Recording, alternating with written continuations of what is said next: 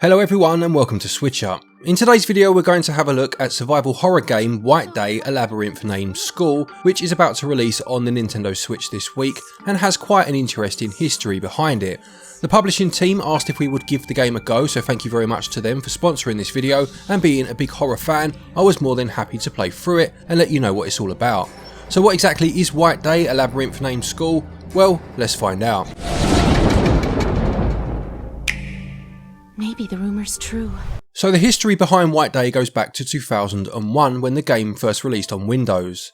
Developed by Korean team Sonori, it based itself in its native South Korea rather than go down the westernised route of other popular survival horror games of the time, and accentuated this fact by focusing on ghosts and the supernatural. It was one of the first games to leave the player completely defenceless against their foes, which, as well as the aforementioned ghosts, also included murderous janitors in the school-based setting, and some proclaimed it to be one of the scariest games ever made. It was remade in 2015 with all new visuals and audio effects, an additional playable character, reimagined ghosts, and special endings, and that version was then ported to various home consoles, the latest now being the Nintendo Switch. The story revolves around new student Lee Hin-min, who decides to sneak into school on the eve of the gift-giving holiday White Day to leave a box of chocolates for the girl he likes and return her diary, which she had left behind on a bench earlier that day. Things don't quite go to plan though, and before long he finds himself being stalked by the murderous janitors that patrol the hallways, as well as discovering that the school has a dark and sinister past which has resulted in many spirits walking its corridors at night. Lee Hin-min will need to stay out of sight and solve a host of puzzles if he is to make it through the night. So in terms of the gameplay itself, White Day, a Labyrinth Named School is a first-person survival horror game. You'll make your way around the various floors of each building of the school grounds, exploring each corridor and looking in a number of classrooms and offices for items and clues as to how to progress further. Many of the rooms will be locked and the keys are hidden within other rooms, with hints as to their whereabouts found in many documents and notes from staff and students that you'll uncover scattered across the environment.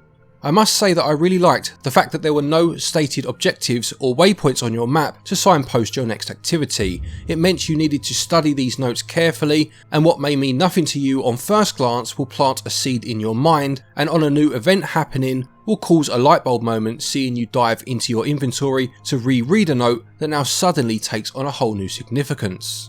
If you are struggling though, you can play on a lower difficulty, which introduces the protagonist's mobile phone, and you'll receive sporadic text messages on here with hints to aid you when you get stuck. I thought this was a clever system, as it meant players who want to figure it out for themselves will never even see this feature, whereas players who need a bit more help can gain it in quite an organic way. It's not just keys that are needed, as other doors may need an access code, with these numbers being hidden behind some very clever puzzles. I played through the whole game with my wife, me controlling and her offering advice as we played, and there were two puzzles in particular that promoted genuine discussion as we tried to work out the answers. It's not just a case of you having free roam of the building though, as there are a number of other characters, both good and bad, situated in the school. You'll come across other students who you'll need to interact with, making conversation choices that will ultimately affect which ending you get and how certain events pan out in the aftermath of your conversation. And to throw a major spanner in the works, there are also those janitors patrolling each of the school buildings. These menaces, armed with a baseball bat and a heavy-duty torch, will give chase if they spot you, and being completely defenceless, your only option will be to run and hide until they give up on the pursuit. You'll be able to hear their keys jangling or them whistling as they walk, or see the beam of light from their torch, and hiding in a dark room and crouching behind the furniture should be enough to see you safe, provided of course they don't re-spot you. To try to avoid detection in the first place, use lights sparingly, turn them off when not needed, or use the lighter that you'll find early on, crouch when the janitors are nearby, and only run when absolutely necessary. Being attacked by the janitor will see you take damage, and too much will cause a game over. You can use the food items such as cartons of soy milk found around the buildings to restore your health, or use the school coins you'll also find to then get food from the vending machines. The janitors aren't your only concern though, as there is a supernatural element to this building. Ghosts and spirits will make their presence known at times, and each building has a main antagonistic spirit that will eventually manifest itself as a threat, and this will trigger a timed sequence where you must solve the puzzle of how to defeat or appease them. Again, these are well constructed, requiring you to use all of the visual and written clues to perform the necessary actions before the time runs out. Success here will open up a new area of the school for you to explore. Saving your game is a manual affair, and in true classic survival horror fashion, you need to find felt tip pens which are in finite supply and write your progress on the boards that you'll see at various intervals. There are also checkpoints within a play session, so if you do succumb to one of the many threats, you won't have to go all the way back to your last manual save, but be aware of where the boards are and save fairly often if you can.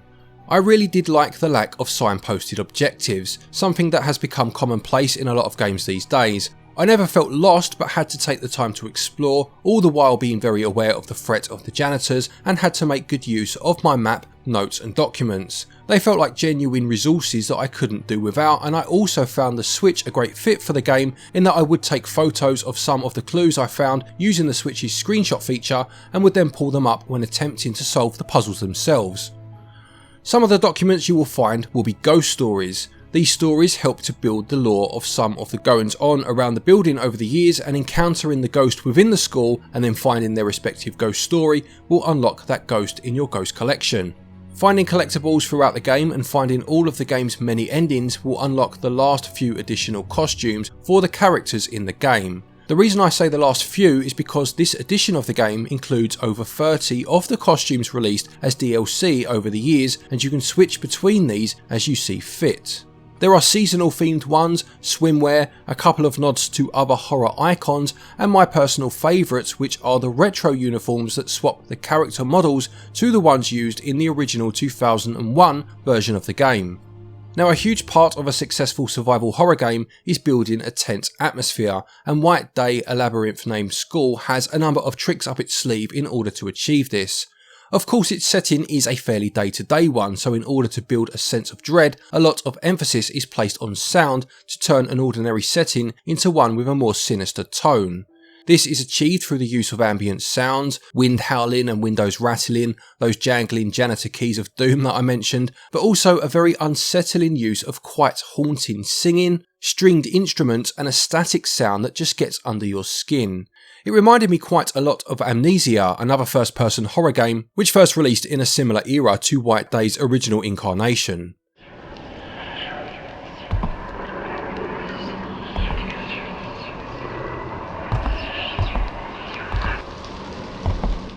It had the best use of a jump scare I've ever seen in a game too. I was discussing a particular puzzle with my wife, talking about where we might need to go next, and was only half looking at the screen, and I'll be honest, a certain something happened that had me jumping out of my skin. Raising the difficulty level increases the number of scares, so that's another factor to consider. White Day: A Labyrinth Named School costs £24.99, and I'll put regional equivalents on the screen now. There is a discount available of 10% up until launch day, which is the 8th of September. There is a physical release available, and as someone who has a horror subset collection going on for the Switch, this is very good news. For anyone who played and enjoyed the original back in the day, enjoyed similar type games such as the Amnesia series, or more recent first-person horror games such as Outlast, this definitely comes recommended, and with a host of endings and collectibles to find, there's a lot of replay value here too. It also comes with those 30 or so additional costumes, which is a nice touch, especially those retro-styled character models. It was actually the subtle use of notes and documents that I enjoyed the most. Games like Resident Evil have drip-fed their story through the use of documents for years, as well as providing hints, but I've rarely seen it done to as good effect as it is here. The puzzles are clever, and the janitors remain a threat throughout. And then of course there was that jump scare, absolutely hideous. So there you have it, that's White Day: A Labyrinth Named School. As I said, it's out this week on the Switch, the 8th of September if you are interested. Another big thank you to the publishing team for sponsoring this video. Do check the links in the description if you want to pick the game up. And don't forget, if you are looking for eShop credit to pick this one up, you can do so via our website, switchup.gg. Use the code SwitchUp and you can get 10% off of your eShop cards. A quick thank you to our patrons as always for your continued support, and to each and every one of you for watching our videos. Take care, and until next time, happy gaming.